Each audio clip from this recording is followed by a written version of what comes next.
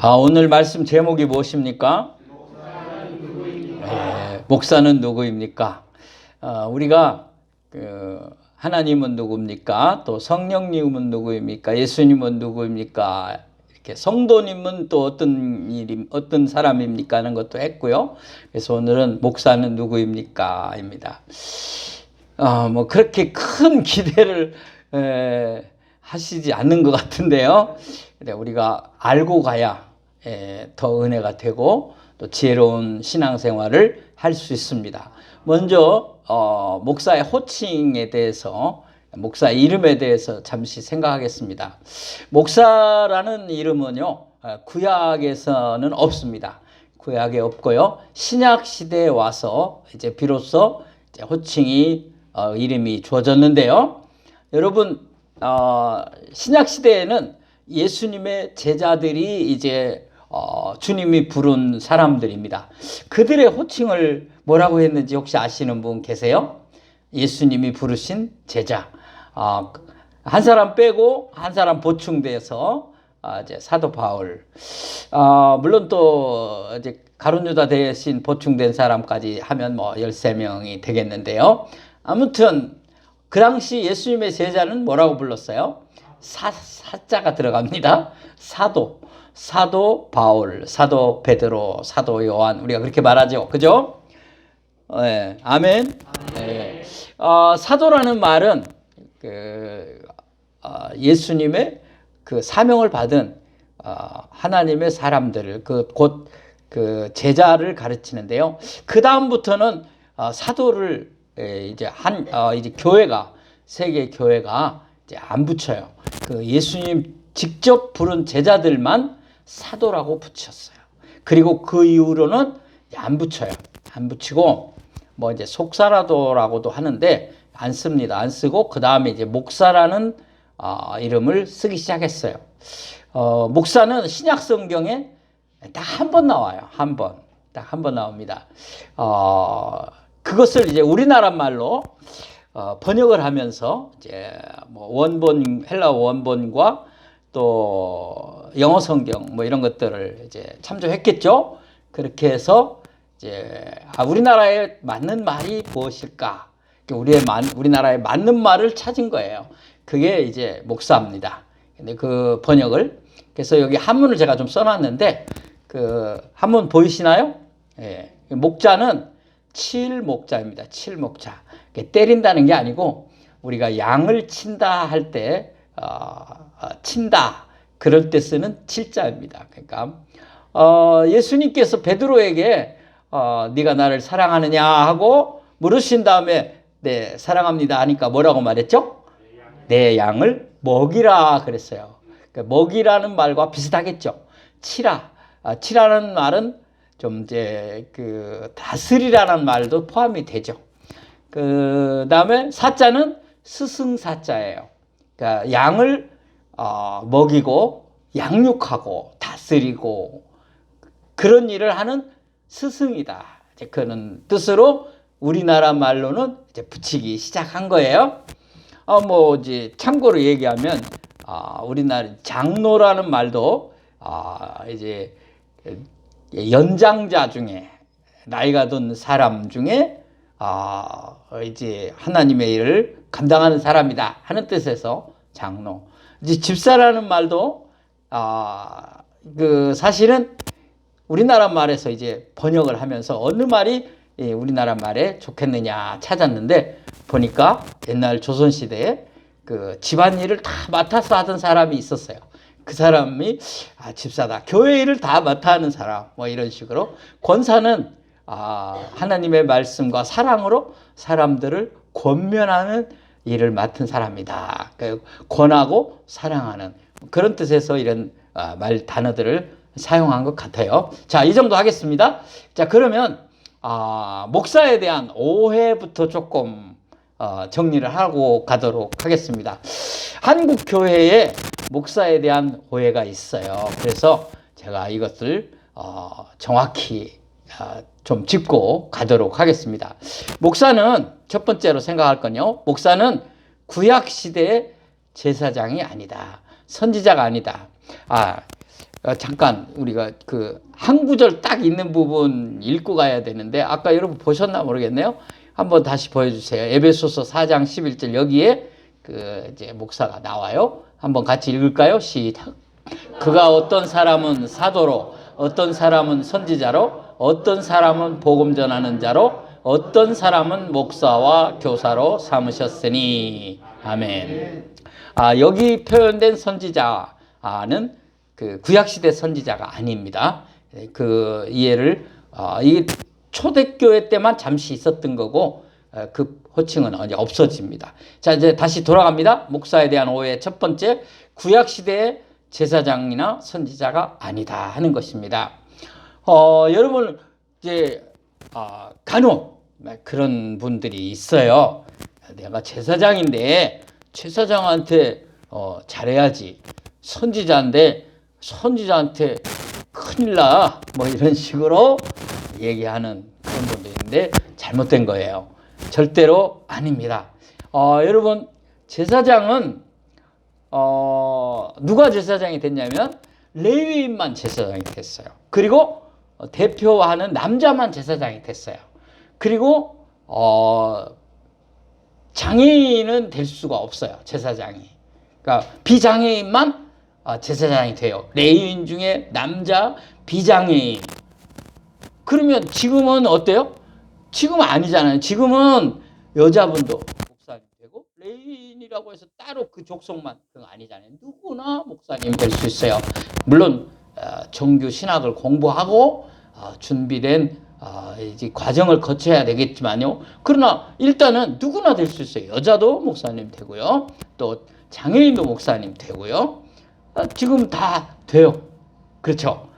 그렇다면 신약시대의 목사는 구약시대 제사장하고 다르잖아요. 다릅니다. 물론 어떤 의미에서 어떤 역할적인 의미에서는 그런 표현을 쓸 수도 있지만 그런 구약시대 제사장처럼 어떤 권위나 어떤 주장 이런 걸 때는 쓰면 안 되는 거다. 그 다음에 선지자입니다. 선지자는 성경에 분명하게 세례 요한이 마지막이라고 써 있어요. 그래서 세례 요한은 마지막 선지자예요. 그러므로 목사는 선지자가 아니에요. 선지자라는 말은 먼저 깨달은 선생이다 그런 뜻인데 우리 한문으로는 근데 하나님이 특별하게 세운 사람이에요. 제사장과 선지자는 하나님의 예언을 감당하는, 선지자는 특별히, 제사장은 제사를 감당하고 선지자는 예언 아시죠? 예언을 감당하는 사람들이었어요. 근데 만약에 신약의 목사도 선지자다 그러면 내가 예언한다 이런 식이 될 수가 있고 그런 위험에 빠지고 그래서 이단도 많이 나온 거예요. 절대로 아닌 거예요. 제가 아니라는데 아닌 거죠. 왜? 목사가 자기가 아니라는데 그거 진짜지 겸손한 거 아니에요? 맞는 거. 근데 성경의 원리에 비춰서 그렇다 그 말입니다. 그 다음에 목사는 높은 직분이 아닙니다. 우리 물론 교회의 직분은 다 일하라고 섬기라고 주신 것이기 때문에 높고 낮음이 없다 그 말이에요. 그런데 사람들은 생각하기를 목사님이 제일 높다고 생각하는 거예요. 그런 거 하지 마시라고 제가 말하는 겁니다. 장로님도 나 목사 다음으로 높아 그런 생각 가지면 지금 싹 버리세요. 아멘 안 하세요 장로님들? 장로님이 안수집사님 권사님 다 섬기라는 거예요. 더 낮아져서 섬기라는 거예요. 높은 직분이 아니에요. 로마 캐톨릭에서는 엄청 다 서열이 있어요. 제일 높은 사람이 누구예요? 교황. 이름도 교황이에요. 목사도 아니고 신부예요. 먹이는 스승이 아니고 신의 아버지. 우리나라 번역에. 절대 우리 기독교는 계급이 아닙니다. 로마 캐톨릭에서는 서열이 있어요. 그런데도 좀 안타깝게 한국 교회에 주의 종께서 말씀하셨는데 그렇게 높이는 분들이 있어요. 주의 사자께서 이야기했는데 그러면 안 된다. 이거는 잘못된 단어를 사용하는 거다. 물론 그렇게 말하는 분이 잘못됐다는 건 아니지만 안 쓰는 게 좋다. 왜냐? 여러분, 주의 종이라는 말을 바울이 써요. 바울이 항상 초대에 주의 종 주의 종 되고 사도 된 나 바울은 여러분에게 문안합니다. 이렇게 축복합니다. 이렇게 할 때 자기를 말합니다. 주의 종이요 주의 사도 된 나 바울은. 자, 그러니까 그때 종이라고 써요. 근데 종이 뭡니까? 종은 주인의 시키는 일을 온전히 감당하는 거예요. 자기 건 아무것도 없어요. 권리나 어떤 이권을 주장하면 안 되는 거예요. 시키는 것만 해야 되는 거예요. 그게 종이에요. 그러니까 바울이 겸손하게 말하는 거예요. 나는 뭐예요? 주님의 종입니다. 정말 난 주님이 하라는 대로 할 것이고 주님의 하는 부탁도 주님이 하라는 것만 하겠습니다. 이렇게 자기를 낮춘 거죠. 자, 이제 그러면 바울이 주의 종이라고 썼다고 해가지고 한국교회에서 이제 쓰는 거예요. 이제 어떤 성도님이 이렇게 쓰는 거예요. 주의 종, 그럼 좀 이상하니까 주의 종님 그런 거예요. 근데 종 뒤에다 님자 붙이는 거 없어요. 주인님하고는 님자를 붙여요. 그렇지만 종님 이리 오너라 그런 사람 있어요? 없어요. 사극에 보면 종놈 그러긴 해도 종놈이라고까지는 하지 마시고 그냥 자, 그런데 이거는 자기를 낮추면서 자기가 쓰는 거지 다른 사람이 쓰면 안 되는 거예요. 이해가 되세요? 그러니까 자기가 나는 주의 종일 뿐입니다 라고 낮추는 거지 다른 사람이 당신은 종이야 쓰는 게 아니라는 거예요. 그런 뜻이고요. 주의 사자는 성경에 보면 천사들 또 하나님이 보낸 사람 그때 썼지 목사는 아니라는 겁니다. 왜 이 얘기를 제가 하느냐면 이런 오해가 없어야 되겠다. 목사님 높은 분으로 생각하지 말라는 거예요. 여러분보다 더 아래서 섬겨야 하는 자인 줄로 저는 믿습니다. 그 다음 세 번째 목사도 성도입니다. 그러니까 목사이기 전에 성도다. 그러니까 목사가 먼저가 아니고 성도가 먼저다. 여러분 성직자라는 말을 쓰는 경우가 많이 있어요. 한국 교회에 성직자 그런 말 거룩한 직분을 맡은 사람이다 그런 뜻인데 저는 이 단어도 안 좋아하는 사람입니다. 성직자가 아니라는 거예요. 누구가 따로 거룩한 직분을 맡은 따로 그 사람만 있을 수 없다는 거예요. 그래서 저 안 좋아해요. 제가 쓰지 말자고 여기까지는 안 하겠지만 그렇게 좋은 단어는 아니다는 거죠. 왜? 우리는 다 하나님의 거룩한 구별된 성도입니다. 하나님의 자녀입니다. 백성입니다. 할렐루야. 물론 이제 왜 그런 제가 얘기를 하느냐 하면 만인 제사장 때문에 그래요. 만인 제사장이 뭐냐면 베드로 사도가 여러분 베드로 사도가 이렇게 말을 해요. 너희는 왕 같은 제사장이요 그랬어요. 그러면 너희는 왕 같은 제사장이라고 얘기할 때에 사도들만 목사만 근데 그 당시 우리가 디모데를 사도라고 안 합니다. 디모데는 디모데 목사님 이렇게 많이 써요. 우리가 그렇게. 자, 그런 것처럼 그런 얘기가 아니고 모든 성도가 다 왕 같은 제사장이다. 그 의미에서 얘기하는 거예요. 무슨 얘기냐면 목사는 목사만 제사를 드릴 수 있는 사람이 아니고 모든 성도는 예수 그리스도 이후에 신약시대는 여러분 전부가 다 예배를 드리고 전부가 기도로 하나님 앞에 나아갈 수 있게 된 겁니다. 할렐루야. 정말 얼마나 감사해요. 여러분은 다 제사장이에요. 그 의미에서. 근데 자기만 제사장이라고 하면 안 된다는 얘기예요. 모든 성도는 다 목사 포함 제사장이에요. 그 다음에 중요한 건 또 뭐냐면 목사도 예수 그리스도의 십자가 구원이 필요한 사람이라 그 말입니다. 내가 성직자가 되었고 내가 제사장이 되었고 나는 특별한 존재니까 나는 자동으로 구원받아, 그런 말이 아니라 그 말이에요. 저도 예수 믿어야 구원받습니다. 저도 십자가의 은혜의 사랑에 아멘하고 내 마음속에 내 영혼과 내 심령 속에 주님을 영접해야만 구원받는 사람이라 그 말입니다. 예수님의 십자가의 은혜가 제 심령 속에 임할 때 저도 은혜가 되고 기쁨이 되는 그런 존재라 그 말입니다. 사랑하는 성도 여러분, 우리가 예수 믿는 이유가 뭡니까?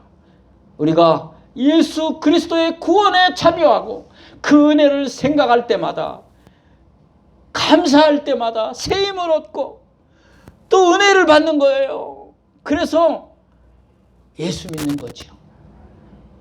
여러분, 목사가 그냥 천국 갑니까? 목사 아들 그냥 천국 갑니까? 목사 부인은 그냥 하나님 나라 갑니까? 절대로 아니에요. 예수 믿어야 구원받습니다. 여러분 장로님들 가정, 권사님들 가정, 여러분 자녀들이 다 그냥 구원받는 거 아니라 그 말이에요. 예수 믿어야 십자가의 대속의 진리를 영접하고 아멘하고 받아들일 때에 구원받는 줄로 믿습니다. 그렇다면 목사도 똑같아요. 성도예요. 정말 내가 주님의 구원이 얼마나 감사한지 정말 눈물 날 때가 많은 거예요. 그 은혜 때문에 이 사명 감당하는 거고 그 사랑 때문에 이 자리에 또 서는 거지. 제가 뭐 특별한 존재라 아니라는 거죠. 주님 감사합니다.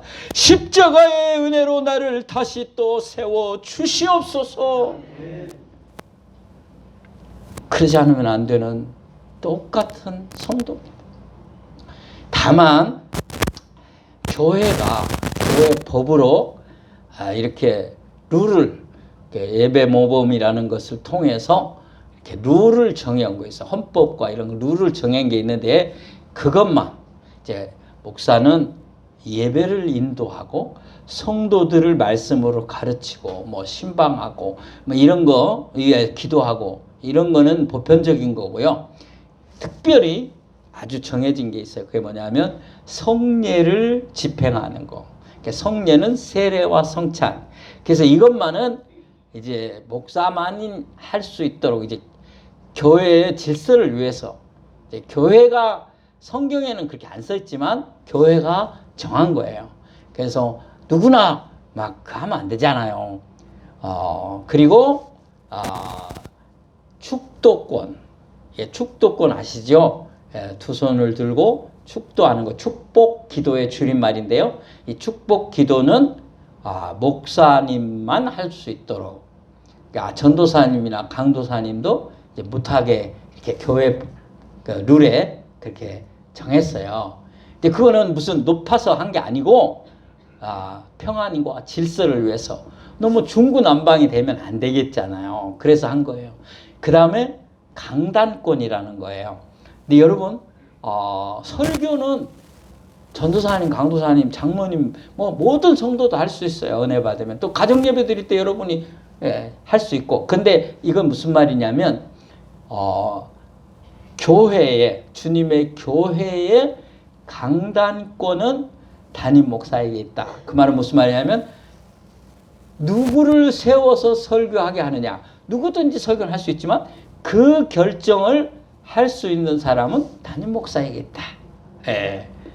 저는 오늘 그 담임 목사님이 저보고 또 하라고 해서 하는 것 같이 똑같아요. 그러니까 여러분 강단권은 침해하면 안 되는 거죠. 성례와 축도. 이거는 여러분이 그냥 알고 가시라고 제가 소개를 해드린 겁니다. 이해가 되셨죠? 그 다음에 마지막으로 5회 목사도 뭐다? 사람이다. 사람이다. 목사도 사람이에요. 여러분, 어떤 자매가 믿음이 너무 좋고 어려서부터 신앙생활하고 교회도 좋고 목사님도 좋고 다 좋으니까 목사님은 화장실을 안 가는 줄 알았대요. 너무 그 은혜로우신 분이고 그래서 화장실을 전혀 안 가는 분인 줄 알았는데 목사님이 화장실에서 나오는 거 보고 시험 들었대요. 은혜가 떨어졌대요. 그러면 되겠습니까? 안 되죠. 여러분, 목사도 뭐예요? 사람이에요. 사람. 실수할 수 있어요. 잘못할 수 있어요. 그러니까 여러분도 똑같다 그 말이에요. 사람이니까. 또 질병 아플 수 있어요. 병에 걸릴 수 있어요. 목사님이 기도를 얼마나 안 했으면 병에 걸렸나. 목사님이 은혜롭게 못하게 이런 말 하시면 안 돼요. 나는 그러면 여러분한테 그랬어요. 장로님이 얼마나 그렇게 했으면 그런 일이 생겼을까. 그러면 안 되겠죠. 그런 거와 똑같은 거예요. 또 죽을 수 있어요. 목사여도 죽습니다. 자, 똑같아요. 아시겠죠? 근데 여러분 한번 보세요. 목사도 사람이니까 많은 실수를 하고 또 완벽하게 퍼펙트하게 할 수가 없어요. 특히 성도님들은 다양한 사람들이잖아요. 나이도 젊은 학생부터 시작해서 어린이부터 시작해서 노년에 이르는 성도까지 다 있고 남녀 또 직업 그 생활 수준 이런 다 다른 분들이 와서 앉아 있잖아요. 학교 가면 똑같은 나이들이 앉아 있는 거예요. 거의 1학년, 2학년 그러면 다 같은 애들이 있어요. 그건 좀 나아요. 근데 어느 장단에 맞출까? 이 다양한 분들을 앉혀놓고 이게 쉽지 않다는 것을 여러분이 이해해야 돼요. 그래서 이 설교도요, 말이 참 많아요. 목사님이 설교를 길게 하면, 아니, 오늘만 하고 끝낼 것인가? 왜 이렇게 길게 해? 그래서 다음에 좀 짧게 했더니 하다가 마는구만. 아이고, 어떻게. 그래서 또 어떤 때는 목사님이 막 어려운 단어를 쓰면서 이렇게 했더니, 우리가 무슨 철학자요? 우리가 무슨 학자들인가? 왜 이렇게 어렵게 하셔, 목사님? 그랬더니, 그래서 그 다음에는 아주 좀 쉽게 했더니, 우리가 무슨 유치원생이냐? 왜 이렇게 설교하냐? 목사님이, 부흥회나 헌신예배 이런 거를 막 나가니까, 우리 교인들은 양이 아닌가? 왜 밖으로만 나대는 기냐고 말이 많아서. 그래서 그다음부터는 아예 안 나가고 가만히 자기 교회만 있었더니, 목사님은 오라는 데도 없냐고. 목사님이, 양복을 맨날 까만 양복만 입고 맨날 그러니까, 우리 목사님이 아주 구닥다리 옛날 사람이면 까만 양복만 입고 있다고. 그래서 그 다음에 그냥 또 양복을 많이 사서 매주일 갈아입었더니 우리 목사님 사치한다 그러고. 어느 장단에 맞춰요? 어느 장단에? 너무 힘든 거예요, 목사예요. 이해가 됩니까? 자, 그러면 중요한 얘기를 하겠습니다. 목사는 이제 어떤 일을 이제 구체적으로 이제 하는가? 아까 예배인도 이거 말고요. 뭐 하느냐? 하나님의 말씀의 대언자이다.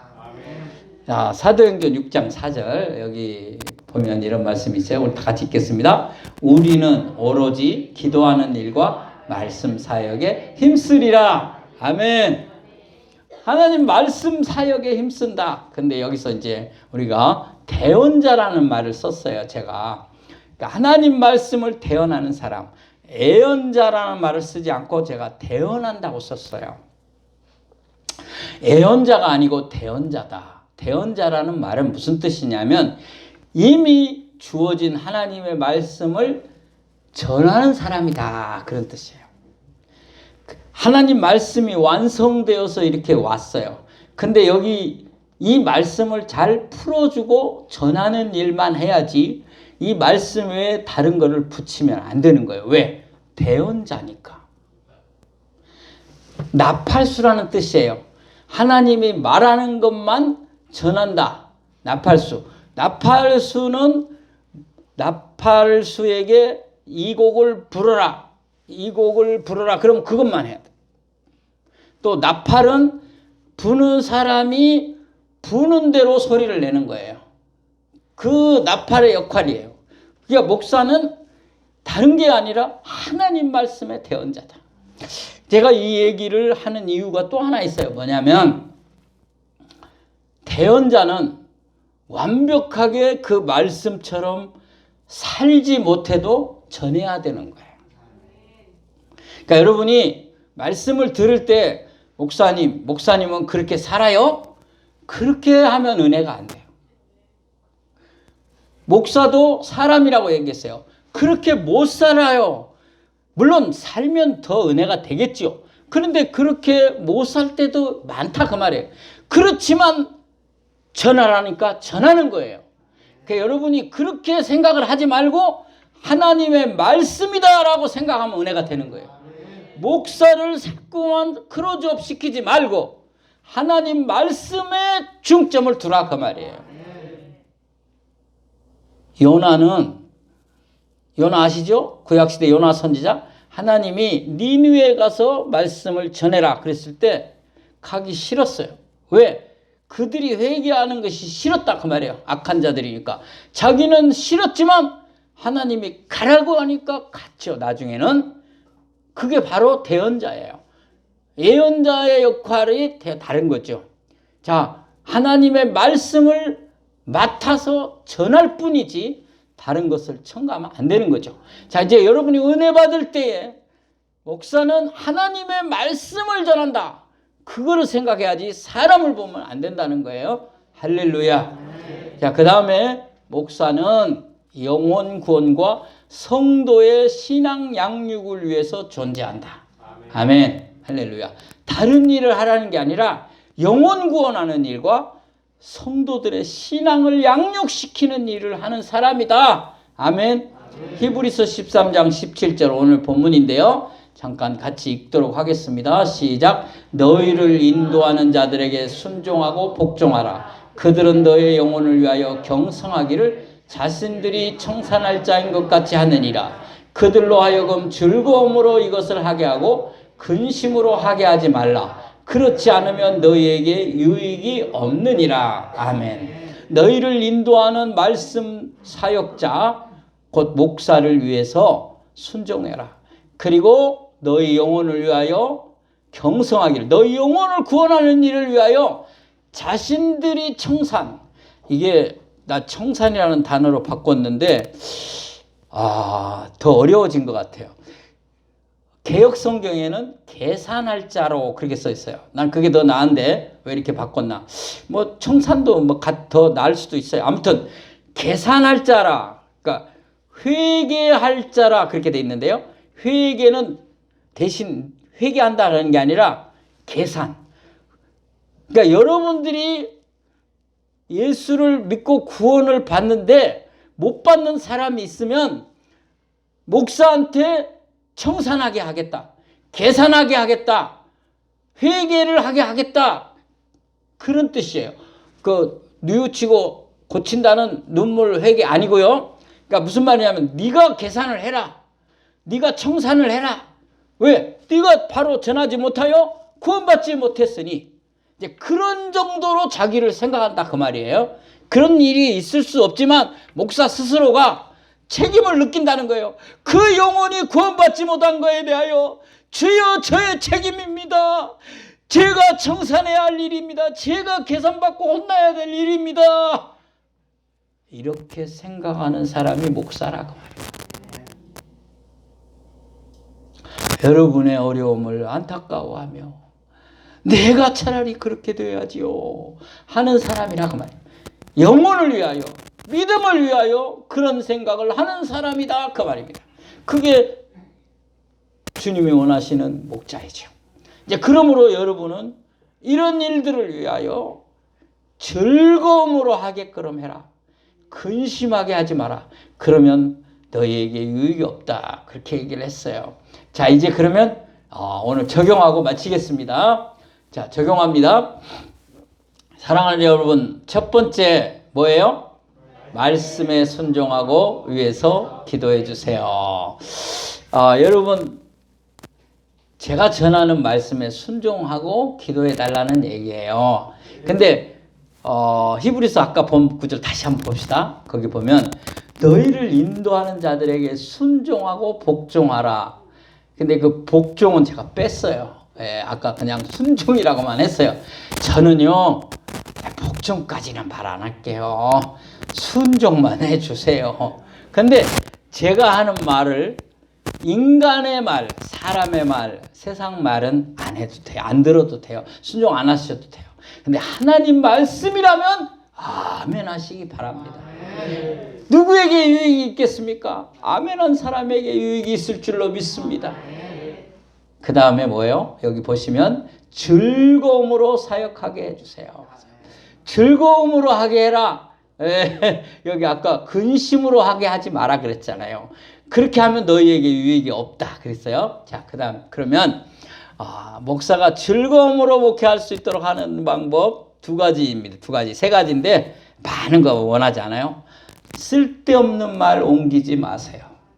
절대로 누가 혹시 그렇게 전화 와갖고 뭐 어쩌고저쩌고 목사님이 뭐 어땠대 그러면 그래요 우리 기도합시다 그렇게만 하지. 아니면 그거는 잘못된 겁니다.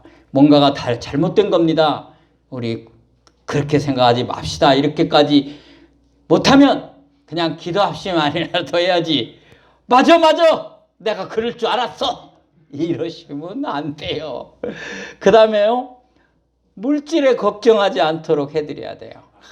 먹고 사는 일 걱정하면 어떻게 하겠어요. 못하죠. 자, 그 다음에 여러분 세 번째 목사님 즐겁게 하는 방법은 설교 끝난 다음에 은혜 받았습니다. 그 말 한마디 하면 그냥 싹 녹아요. 근데 그게 세금 드는지 안 해. 제가 이거 하라 그러면 한 2주 가. 그 다음에 안 해. 목사님한테 편안하게 해주는 것, 요 3가지. 마지막 거 얼마나 쉬워. 은혜 받았습니다. 아니, 그거 뭐 돈 드는 일도 아닌데. 하실 수 있죠? 목사가 근심으로 목회하면 너희에게 유익이 없느니라 그랬어요. 목사님이 기쁨으로 즐거움으로 사역을 해야 은혜로운 말씀이 나가죠. 그러면 여러분들에게 유익이 있겠죠. 제가 오늘 이만큼 하겠습니다. 오해 없으시기 바라고요. 여러분에게 큰 은혜가 되고 아름다운 관계가 형성되기를 원합니다. 기도합시다. 하나님 아버지